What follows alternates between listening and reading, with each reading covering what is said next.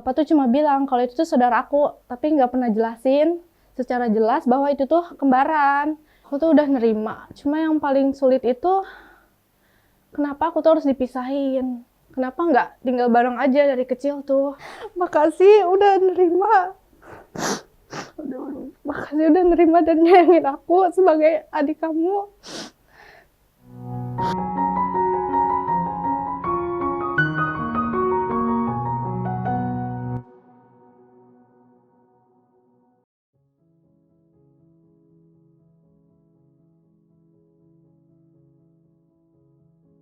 Halo, perkenalkan, nama saya Akila, usiaku 20 tahun.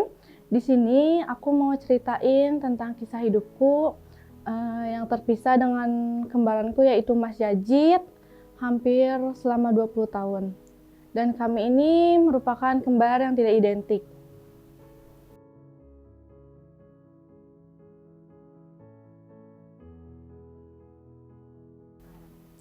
Sebenarnya aku nggak terlalu tahu secara jelas, karena keluarga yang merawat aku itu sekarang belum ngasih tahu secara rinci kenapa aku harus dipisahin.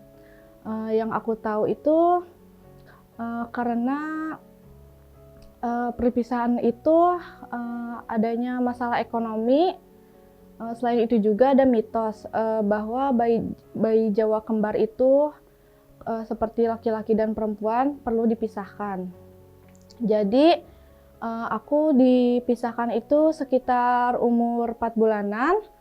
Lalu saat umur aku 6 bulan, ibuku meninggal dunia, sehingga aku dirawat sama kakak perempuan aku. Dan aku itu punya 3 kakak. Yang pertama yaitu laki-laki, Mas Ferry, kedua Mbak Tari, ketiga Mas Riono, dan yang keempat ini Mas Yajid. Itu semuanya saudaranya Mas Yajid. Waktu sekitar umur 4 tahunan, Bapak itu sering ngeliatin videonya Mas Yajid gitu, kayak lagi nyanyi atau joget.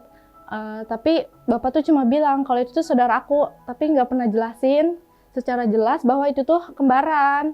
Ya kan sebagai anak kecil aku cuma nganggap itu tuh saudara jauh aja, karena kan belum paham ya apa artinya saudara kembar.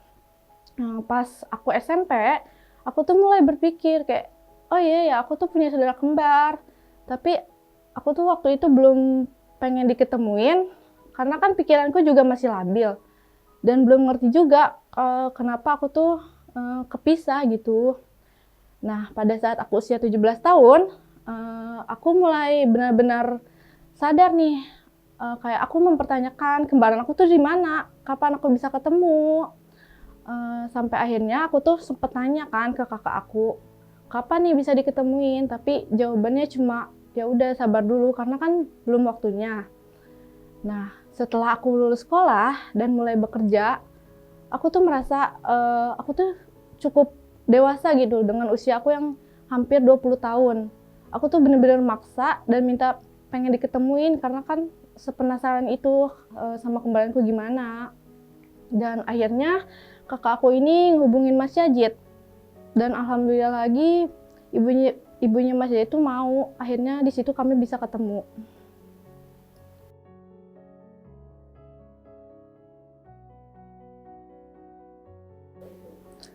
Aku tumbuh dan berkembang seperti anak-anak pada umumnya.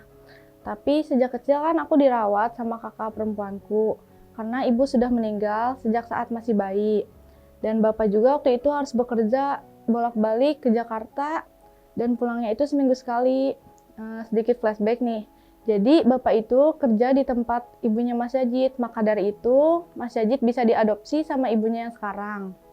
Nah, kondisi ekonomi kami waktu itu sangat sulit. Jadi dari kecil aku udah kebiasa hidup serba kekurangan.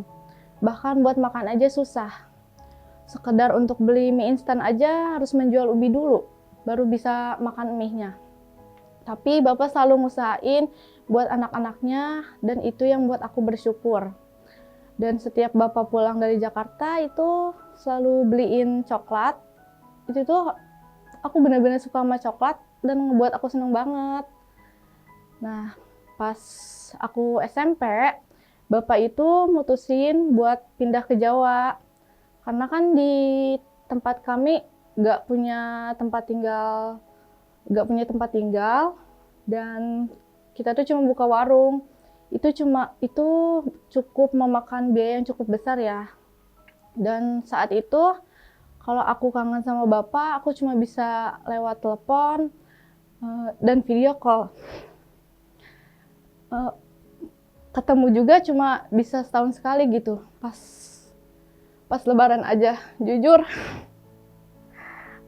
rasanya sedih banget, tapi aku belajar nerima semuanya.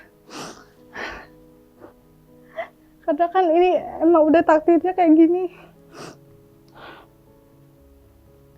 Dan untuk itu aku tetap tinggal sama kakak perempuanku. Walaupun beliau sangat baik, tapi rasanya beda antara kasih sayang seorang ibu dan kakak. Bahkan aku pun nggak tahu gimana bentukan suara ibu aku, wanginya gimana. Dan aku itu tumbuh tanpa peran seorang ibu. Kakakku juga baik, tapi sejak aku usia 7 tahun, beliau sudah berumah tangga. Jadi kasih sayangnya itu terbagi antara anak-anak dan suaminya. Tapi aku harus kuat menjalani itu semua. Dan aku tetap bersyukur bisa dirawat, dijaga, disekolahin dengan baik. Kalau nggak ada mereka, aku mau jadi apa sekarang? Aku nggak bisa di posisi ini ya sekarang.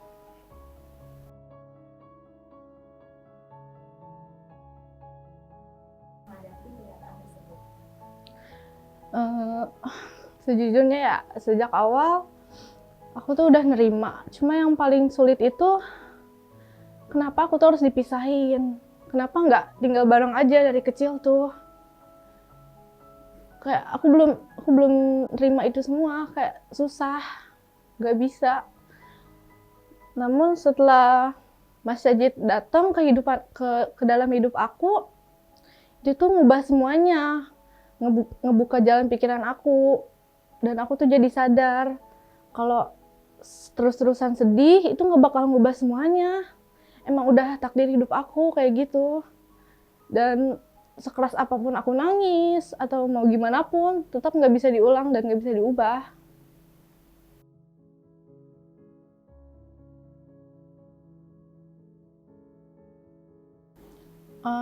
Pas pertama kali ketemu kan aku langsung minta kontaknya Mas Yaji tuh.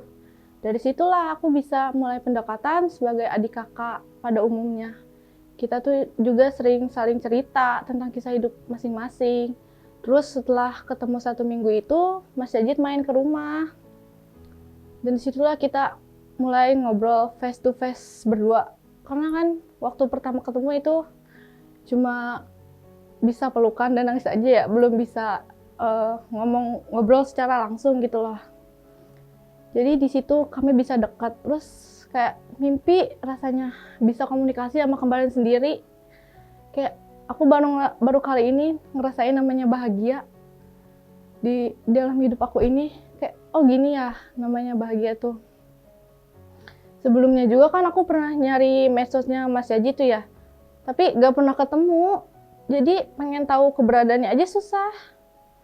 Nah, lama-kelamaan kami jadi saling tahu makanan favoritnya apa, hal-hal yang gak disukain apa. Dan itu tuh rata-rata 99% mirip. Karena mungkin kami kembar kali ya, jadi ikatan batinnya kuat. Kalaupun aku kangen, pasti aku main ke rumahnya Mas Yajid dan atau enggak Mas Yajid yang ke sana gitu. Terus juga kalau ini pasti aku telepon atau video call. Kalau bingung gitu, kalau punya masalah harus cerita ke siapa, pasti larinya ke Mas Yajid.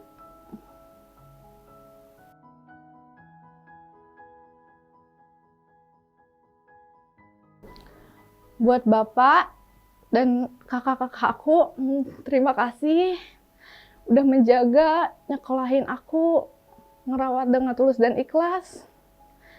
Semoga keikhlasan kalian jadi keberkahan dalam hidup kalian. Maaf kalau aku kadang gak nurut, bandel. masih banyak kurangnya. Aku mau menjadi pribadi yang lebih baik lagi buat kalian bangga, dan aku mau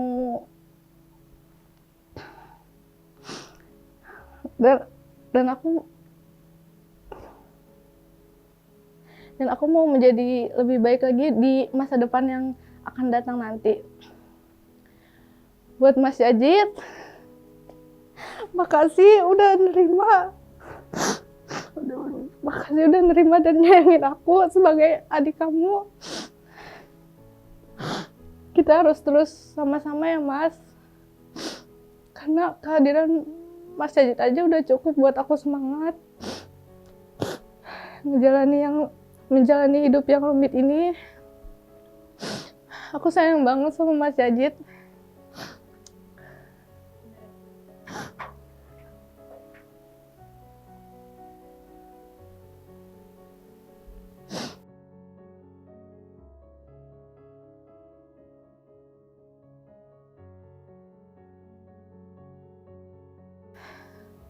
Untuk kalian semua yang di luar sana, yang masih lengkap kedua orang tuanya, tolong jaga, sayangi, dan bahagiakan mereka.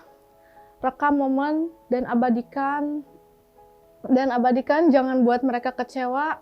Hargai mereka selagi ada, dan selalu cium dan peluk mereka.